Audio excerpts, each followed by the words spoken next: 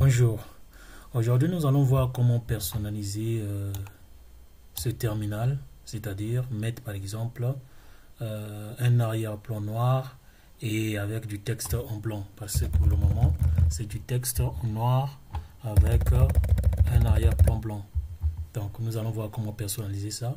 Et aussi, la deuxième des choses que nous allons faire dans ce tutoriel, ça sera comment est-ce qu'il faudra activer la copie bidirectionnelle. J'appelle copie bidirectionnelle, par copie bidirectionnelle plutôt, le fait de pouvoir saisir par exemple quelque chose ici et d'être en mesure de copier ça, copier comme ça, et venir coller quelque part par exemple ici. Est-ce que je peux coller ça? Voilà, je ne peux pas. C'est-à-dire que ce que vous voyez là-bas, ce n'est pas ce qui se trouve dans cette machine. Donc, si je vais par exemple ici, j'essaie de copier une commande ici, est-ce que je suis en mesure de coller cette commande ici directement? Malheureusement, je ne peux pas. Donc, nous allons voir comment activer ça et nous allons également voir comment changer ce background-là. Disons comment personnaliser ce terminal. Donc, sans plus tarder, nous allons commencer par le terminal. Au niveau du terminal, une fois installé votre machine Debian, vous lancez l'invite. Donc une fois installé, donc vous irez ici à Activities, vous cliquez sur ces points, Show Application, et vous cliquez sur Terminal. Et une fois que ça s'affiche comme ça, vous cliquez ici, au niveau de ces trois barres, vous allez sur Preferences, et à partir d'ici, nous pouvons personnaliser l'affichage de notre terminal ici. Donc ici, je suis là. Donc, à partir d'ici, vous allez sur Mname. Donc, à partir d'ici, vous avez la possibilité de, ici, nous sommes sur le texte, vous avez la possibilité de changer la taille du texte. Ici, par défaut, il y a une taille qui est là, c'est 12, mais je peux changer la taille de ce texte-là. Donc, je peux cliquer ici, Custom. Après, je peux cliquer sur 12 ici, et je peux donc essayer d'augmenter. J'essaie d'augmenter par exemple jusqu'à 18. Et quand je clique sur Select, vous voyez que là, ça change. Donc ça, c'était pour le texte. Après, je peux venir sur la couleur. Donc je vais gérer les couleurs. Ici, par défaut, vous avez Neon Light. C'est-à-dire que ça, c'est vraiment le thème par défaut. Mais comment est-ce que je peux personnaliser ça? J'ai besoin du noir, en fait du texte blanc sur un arrière-plan noir. Donc je vais cliquer ici, je vais décocher ça, cette case, et je clique ici comme ça, et je vais sélectionner ici White on Black. Dès que je fais ça, vous voyez, ça change. Et en même temps, il est possible de mettre un peu en surbrillant, en fait, vraiment essayer de mettre ce texte-là en gras et aussi de renforcer la couleur, c'est-à-dire pour avoir une couleur un peu plus vive. Donc ici, si je clique ici, vous voyez que ça change. Donc je peux garder comme ça. Et voilà. Donc là, on vient de personnaliser notre terminal. Donc là, maintenant, si je tape, vous verrez que c'est du texte blanc sur l'arrière-plan noir. En ce qui concerne la deuxième partie, portant sur l'activation de la copie bidirectionnelle entre la machine physique et cette machine Debian virtuelle. Donc la première des choses à faire, c'est aller ici sur Device et insérer, cliquez ici, Insert Guest Addition CD Image. Donc je clique ici, ça va insérer une sorte de disque virtuel. Ici je vais maintenant, je clique ici, je vais sur Drag and Drop, je vais mettre bidirectionnel.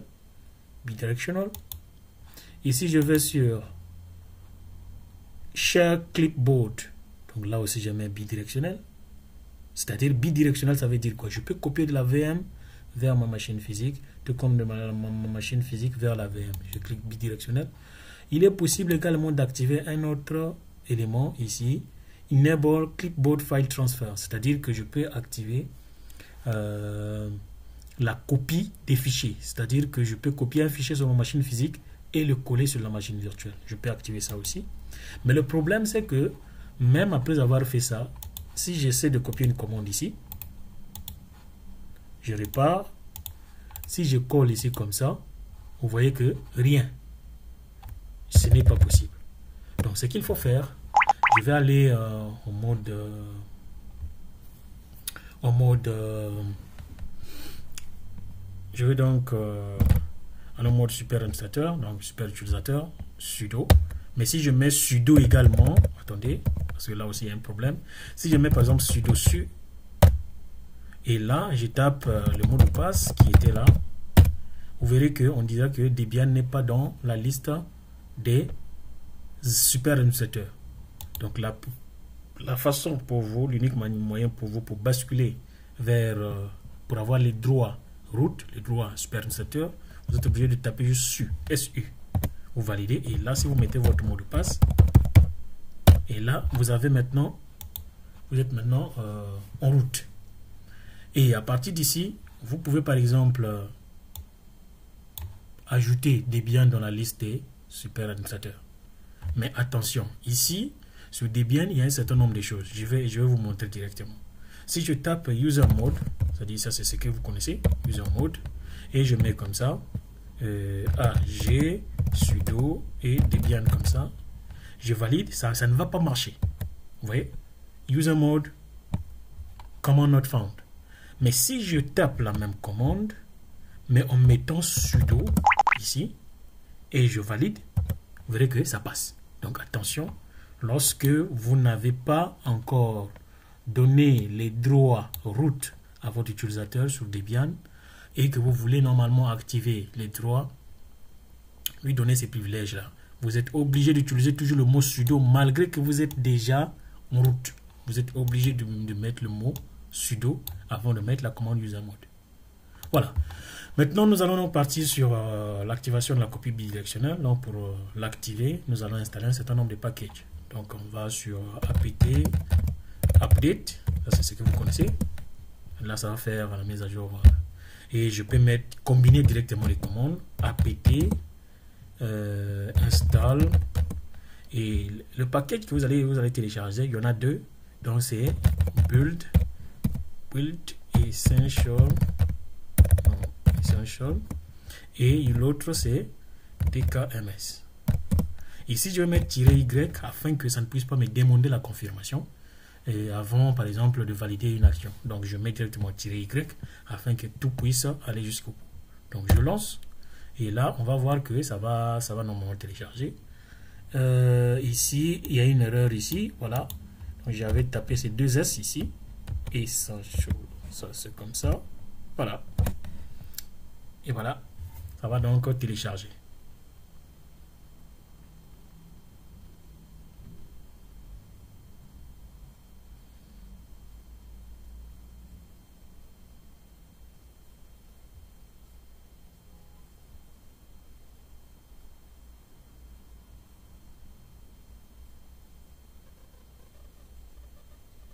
Donc ici, après le téléchargement de ça, nous allons maintenant voir comment il faut activer la copie bidirectionnelle. Et aussi, vous voyez, là aussi, vous voyez que l'écran est peut-être centré. On verra comment il faut carrément faire en sorte que ça puisse occuper la taille de votre écran. Adapter l'affichage au niveau de la taille carrément de votre écran. Donc nous allons voir tout cela et ce n'est pas du tout compliqué.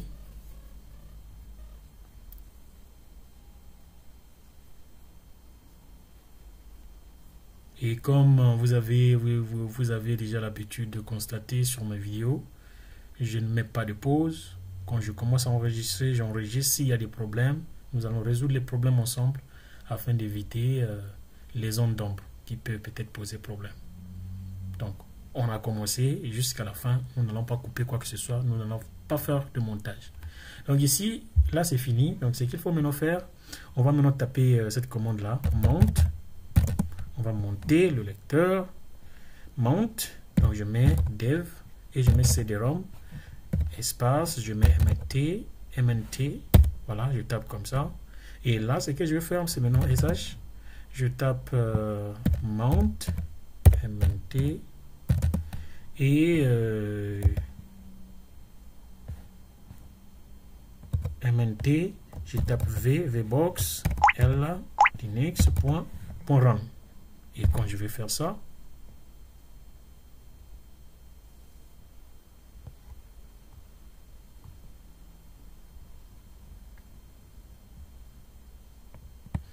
quand je vais faire ça, ça va normalement installer.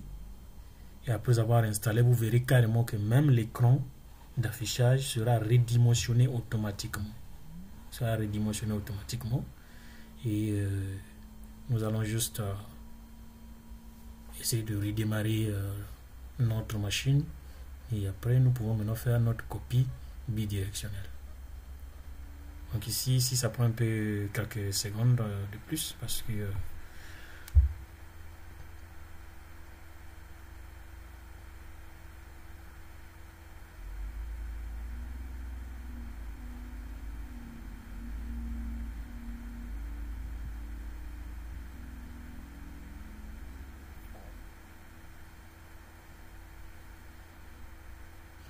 donc ici, en attendant que ça finisse, nous pouvons activer par exemple l'affichage dont je disais tout à l'heure. Donc on peut aller sur View et on peut juste faire ceci, c'est-à-dire que vous voyez là, ça veut dire quoi? Ça veut dire que l'affichage va prendre tout l'écran et avec ces barres d'outils, dans cette barre d'outils sera maintenant vers le bas. Vous voyez que l'écran a été redimensionné, l'écran d'affichage. Donc je mets comme ça et voilà. Ici par exemple, on veut redémarrer. Mais si je tape reboot, je tape comme ça va dire que notre commande not found. Mais si je tape sudo reboot, vous verrez que ça redémarre notre machine sans problème. On va redémarrer notre machine.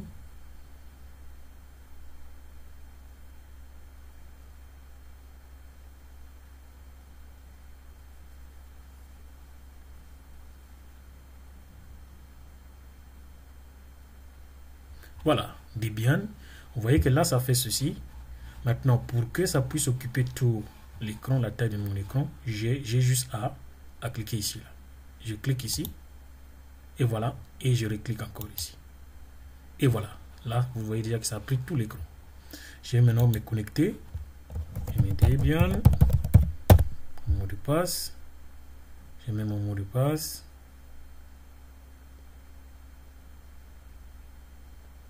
Voilà, et je vais ouvrir l'invite,